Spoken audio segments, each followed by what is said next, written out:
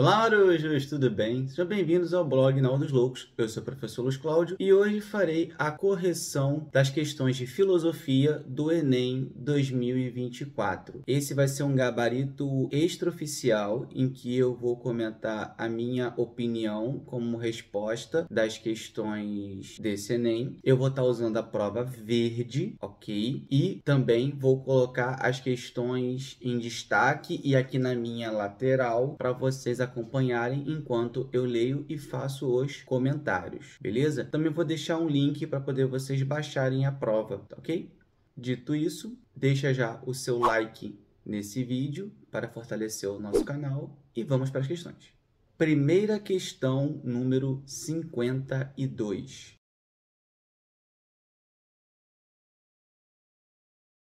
Bertrand Russell conta a história de um peru que descobrira em sua primeira manhã na fazenda de perus que fora alimentado às 9 da manhã. Contudo, ele não tirou conclusões apressadas. Esperou até recolher um grande número de observações do fato de que era alimentado às 9 da manhã e fez essas observações sobre uma ampla variedade de circunstâncias. Às quartas e quintas-feiras, em dias quentes e dias frios, em dias chuvosos e dias secos. A cada dia acrescentava uma outra proposição de observação à sua lista. Finalmente, sua consciência ficou satisfeita e ele concluiu: eu sou alimentado sempre às 9 da manhã. Que tipo de raciocínio corresponde ao padrão de pensamento exibido pelo personagem do texto? E a resposta é letra C, indutivo, porque observa eventos particulares e infere leis universais. Quando a gente estuda filosofia da ciência ou lógica, normalmente a gente vê três tipos de conhecimento: o indutivo, o dedutivo e o análogo. E o indutivo é aquele que a gente fala que parte dos casos particulares para uma conclusão geral. Então, no caso aqui do Peru, de Bertrand Russell, ele pega várias análises particulares, várias experiências que ele teve ao longo da semana, dos meses, e com isso uma conclusão geral sobre o padrão de alimentação dele, que sempre se repete, independentemente do dia da semana ou do tipo de clima que existe. Então, quando você pega vários casos particulares e, ao analisá-los, chega uma conclusão geral que satisfaz todos os particulares, você tem um conhecimento, um tipo de conhecimento ou um tipo de raciocínio, melhor dizendo, indutivo. Então, é letra C. Questão 57.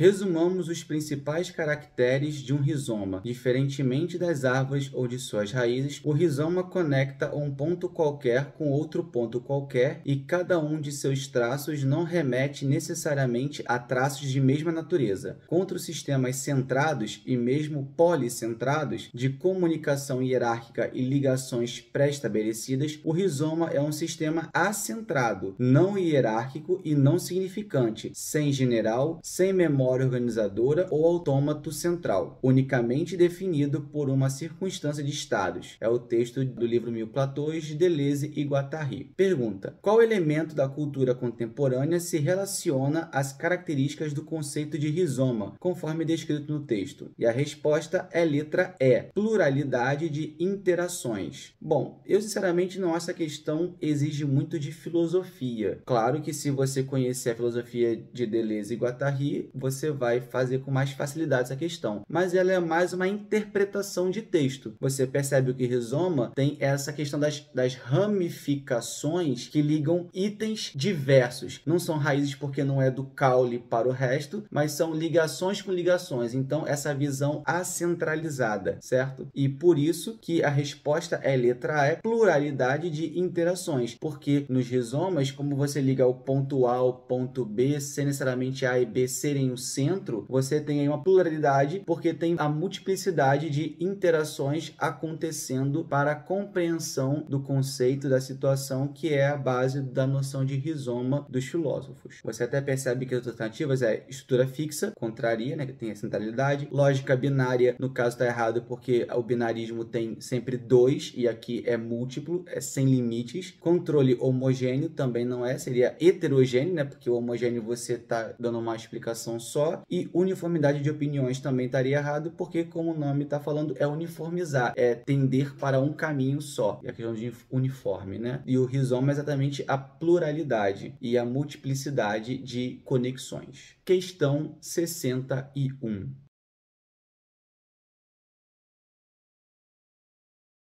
A pessoa com deficiência de qualquer modalidade, seja visual, auditiva, física ou mental, encontra-se em uma posição de grande vulnerabilidade em relação às pessoas sem deficiência, sendo frequentemente marcante a assimetria das relações de poder na interação entre ambas. Tal assimetria de relação hierárquica é multiplicada conforme a severidade de cada caso, sendo ampliada se a pessoa com necessidades especiais pertencer a um outro grupo de risco, por exemplo, se for mulher ou criança. Um texto de a negligência parental e a relação com a deficiência, o que mostra a pesquisa nacional Revista Educação Especial. Questão: a realidade abordada no texto indica a necessidade de se promover uma ética interpessoal centrada no... Resposta letra A: cuidado, proteção e valorização dos indivíduos. Então, isso aqui não é uma questão exatamente de teoria filosófica, é mais uma questão de compreensão filosófica, que envolve a ética, né, que é uma área da filosofia, e a gente vê aqui que nessa relação com as pessoas com deficiência, temos que ter um cuidado, uma proteção e valorização desses indivíduos para que eles não fiquem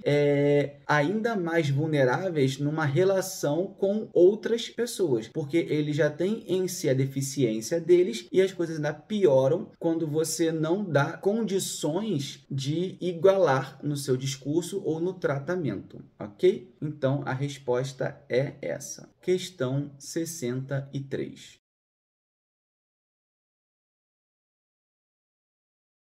A alma funciona no meu corpo de maneira maravilhosa. Nele se aloja certamente, mas sabe bem dele escapar. Escapa para ver as coisas através da janela dos meus olhos, escapa para sonhar quando durmo, para sobreviver quando morro. Minha alma durará muito tempo e mais que muito tempo, quando meu corpo vier a apodrecer. Viva minha alma! É meu corpo luminoso, purificado, virtuoso, ágil, móvel, tépido, viçoso. É meu corpo liso, castrado, arredondado como uma bolha de sabão. É um texto de Foucault, do livro O Corpo Utópico, As Heterotopias. Aí vem a pergunta. Esse texto reforça uma concepção metafísica clássica que remete a um ou a uma, e a resposta é letra B, pensamento dicotômico. Para mim, essa é a questão mais difícil por questões de interpretação. Eu fiquei inicialmente no entre três: pressuposto lógico, essa, pensamento dicotômico, e a D, raciocínio argumentativo. Por quê? Porque o texto ele fala, né, da questão da alma que vive para sempre comparado ao corpo. Aí ele traz essa pergunta sobre a metafísica clássica e a resposta eu não acho que ela é muito clara. Por que é um pensamento dicotômico? Porque você tem a dicotomia, a oposição entre o corpo e a alma. O corpo como essa parte mortal e a alma como essa parte imortal do ser humano. Isso remete sim a uma metafísica, uma antropologia clássica que tinha essa visão. Agora, eu achei a pergunta, não vou dizer que mal formulada, mas o que ela quer não tem muito a ver com o texto. O texto acaba sendo quase como uma base para você interpretar o tipo de estrutura de texto. E aí eu fiquei em dúvida entre a A e a D, porque eu não sabia se o que o texto estava querendo exatamente era como que a metafísica clássica pensava, ok? Porque não é que o pensamento da metafísica ele é sempre dicotômico, é que nesse contexto, quando você vai estudar o ser humano metafisicamente, existiam muitas teorias que colocavam essa oposição entre corpo e alma. Enfim, pelo que eu vi, os outros gabaritos também concordam com a letra B, e eu acho que realmente essa que mais encaixa, apesar de eu não gostar da formulação da pergunta. Poderia talvez ter usado outras alternativas, na verdade, para poder ficar mais claro o que se queria e evitar qualquer tipo de ambiguidade. Então, 63, letra B. Questão 73.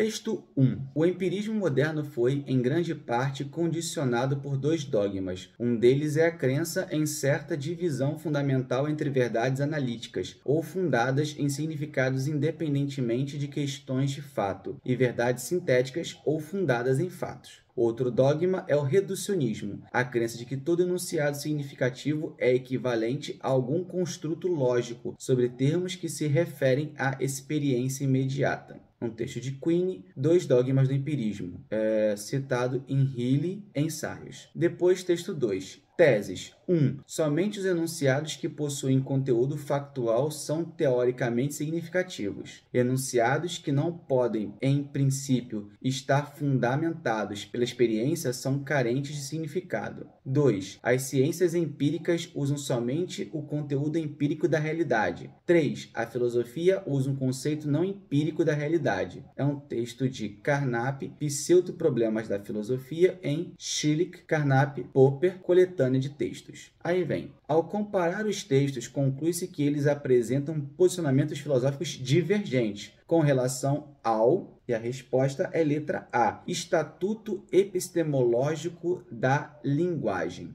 Bom, por que é essa resposta? Porque ambos os textos estão falando sobre o conteúdo na linguagem, ou seja, na forma como é dito algo para ser científico ou não, ou seja, o conteúdo daquilo que está sendo dito, daí a linguagem, é corresponder ou não a um fato. E, no caso, o empirismo moderno, ele parte de algumas crenças, ok? Segundo o texto de Quine, e o texto 2 de Carnap, ele vai apontar o que é ou que não é científico na forma como você elucida, explicita alguma coisa. Inclusive, ele vai dizer que a filosofia usa um conceito não empírico, por isso que filosofia para ele não é ciência. E a filosofia se baseia numa linguagem, né? É um texto, é um pensamento escrito. Por isso que a resposta é a letra A, porque esse texto se opõe na forma como o papel da linguagem, ou que uma linguagem deve ou pode ou não tem para ser científica ou não. Então, retomando, 73, letra A. Questão 79.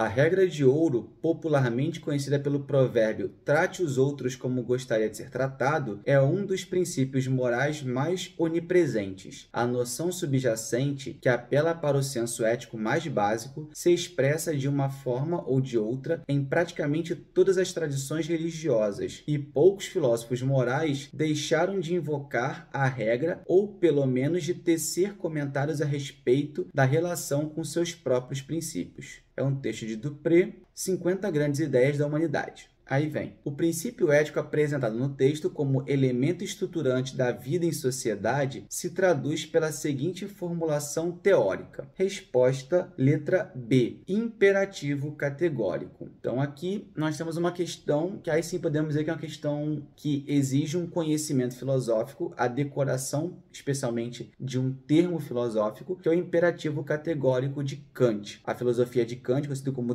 a ética de Kant como deontológica, é uma ética baseada em imperativos, em regras morais dadas pela própria razão. Então, para Kant, o ser humano deve seguir regras morais, princípios morais racionais, porque a razão humana é que diz como nós devemos agir. E um desses imperativos pressupõe esse trate os outros como gostaria de ser tratado, né? Se não me engano, é a segunda máxima dele. Não, minto, é a primeira. Age de tal forma como que a tua lei seja universal. E a segunda traz mais ou menos a noção de que respeite o ser humano como um fim em si mesmo e não como um meio. Então, essas duas combinadas, vamos dizer assim, né? Elas pressupõem essa noção de tratar os outros como gostaria de ser tratado, ok? Especialmente a segunda. Então, por isso que é um imperativo categórico. É um imperativo que é uma ordem, é uma regra, tá? Inquestionável. Questão 83.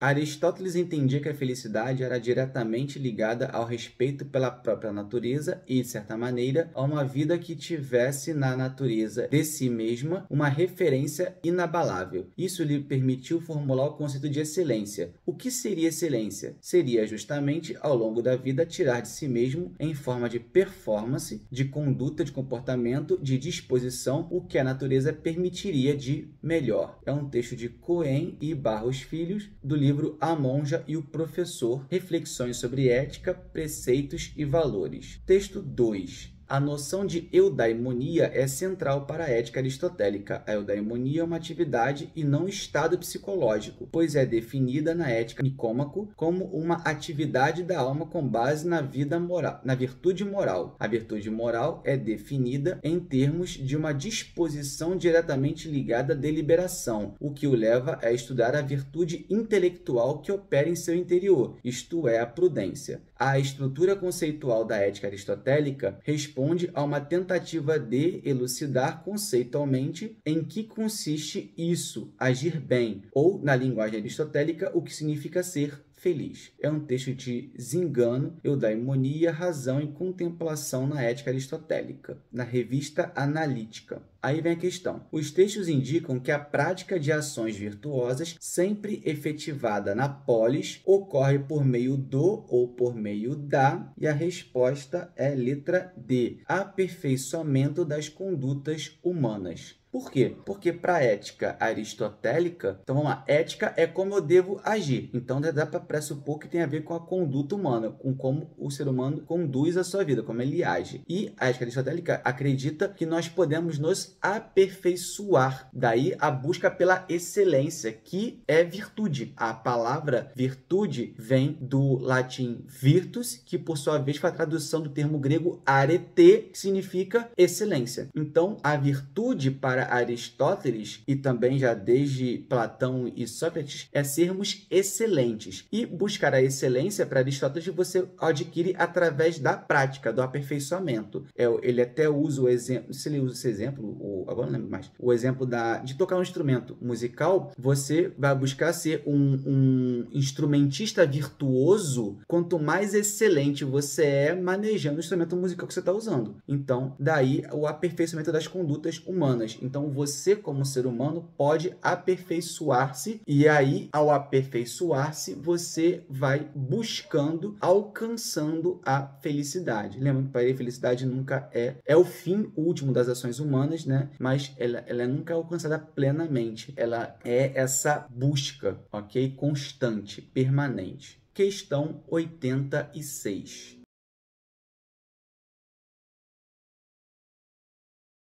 Eu sentia a falta do futuro. É claro que eu sabia, muito mesmo antes da recorrência dele, provavelmente aqui de um câncer, que nunca envelheceria. Era muito provável que eu nunca mais fosse ver o oceano de uma altura de 30 mil pés de novo, uma distância tão grande que não dá nem para distinguir as ondas, nem nenhum barco, de um jeito que faz o oceano parecer um enorme infinito monólito. Eu poderia imaginá-lo, eu poderia me lembrar dele, mas não poderia vê-lo de novo. E me ocorreu que a ambição voraz dos seres humanos nunca é saciada quando os sonhos são realizados, porque há sempre a sensação de que tudo poderia ter sido feito melhor e ser feito outra vez. É um texto de Green, do livro A Culpa é das Estrelas. Aí vem a questão. O texto apresenta uma reflexão da personagem acerca de um problema característico da filosofia contemporânea, que trata da ou das, e a resposta é letra B, finitude humana. Então, para quem já viu o filme, leu o livro, é sobre crianças, né, adolescentes que têm câncer e podem realizar um último desejo. É uma fundação, acho que é Make-A-Wish,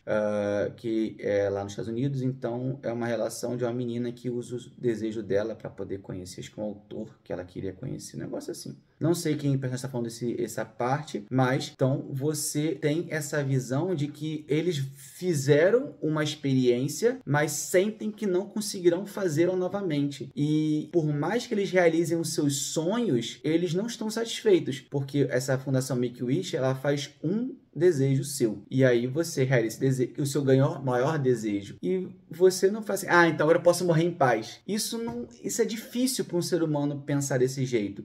Sempre que você tem um desejo, e realiza, você acaba criando outros desejos, ou você cria o desejo dentro do desejo, então você vai querendo sempre mais. Isso faz parte da humanidade, mas tirando esse devaneio que eu acabei de fazer, né? Voltando na questão aqui, tudo se esbarra aonde? Na finitude humana, que aí daí vem a angústia, a tristeza, o desespero para alguns, porque a gente vai morrer. Então, a gente não vai conseguir fazer tudo. E até mesmo aquilo que a gente fizer não vai dar aquela sensação de que você está pronto para a morte. Porque ao realizar um sonho, você vai, na pior das hipóteses, ter outro sonho, ou você vai ter uma sensação de que eu poderia ter feito aquilo melhor, eu poderia ter aproveitado mais, eu poderia ter feito diferente, isso como o que o livro coloca, então você faria de novo. E se você faria de novo, saber que não vai conseguir fazer porque você morrerá antes, te deixa para baixo. Então isso é um dos grandes dilemas, né, da filosofia contemporânea, que é você lidar com a morte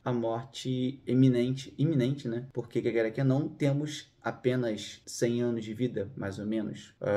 Isso aqui é muito forte, né, na filosofia existencialista, por exemplo. Então, pessoal, essas foram as questões que eu identifiquei de filosofia. Tiveram mais 2 ou 3 que poderiam ser ajudadas pela filosofia, eram 2 de política, mas que eu achei que a resposta estava muito mais ligada à sociologia e menos a teoria filosófica política e mais a questão social, e também uma questão de indústria cultural, que a resposta também tinha mais a ver com sociologia do que filosofia. Então, de filosofia mesmo, eu identifiquei essas 8 questões que eu não achei difíceis, tirando só a 63, que a questão em si não é difícil, mas a alternativa, ela acaba te deixando um pouco na dúvida do que está querendo a resposta. Se a alternativa fosse um pouco mais óbvia, ela seria até fácil. Talvez por isso que deixar desse jeito, que se tornou um pouco ambígua de querer entender bem o que se quer o texto. Então, de modo geral, eu achei fácil as perguntas. Por um lado, bom, eu acho isso, porque quem é bom em filosofia não vai sofrer com o tal do TRI, né? Porque acontece que muitos alunos meus dizem que vão bom em filosofia e acabam que isso não ajuda muito, porque o resto da galera vai mal e a pergunta dele não vale muita coisa. Mas fica então essas correções para vocês. Espero que tenham gostado e futuramente, quando sair o gabarito oficial, eu vou botar uma observação nesse vídeo aqui, se eu acertei tudo ou se alguma errei, e vou comentar por que eu errei, o que aconteceu, e vamos ver o que poderia ter acontecido aí. Beleza? Então, se acharam legal esse vídeo, se estão estudando, fazendo Enem agora, boa sorte para a prova 2. Se vocês estão estudando para um próximo Enem, bons estudos, boa sorte. Compartilhe esse vídeo com quem está estudando, quem queira saber mais sobre o seu gabarito da prova de filosofia do Enem, ou com quem está estudando para o Enem agora. E se inscreva no nosso canal para ver os vídeos anteriores, para ver novos vídeos que vão te ajudar a conhecer mais sobre a filosofia e também fazer reflexões nerds. E se esse vídeo foi muito útil para você passar no Enem, agora você já está formado, você agora sabe que vai ser um médico, um advogado, vai ganhar dinheiro mais que um professor, deixa aí um valeu, se torne um membro para ajudar financeiramente o nosso canal. Vai também no Instagram, me conhecer mais, @blognaldosloucos. Tchau!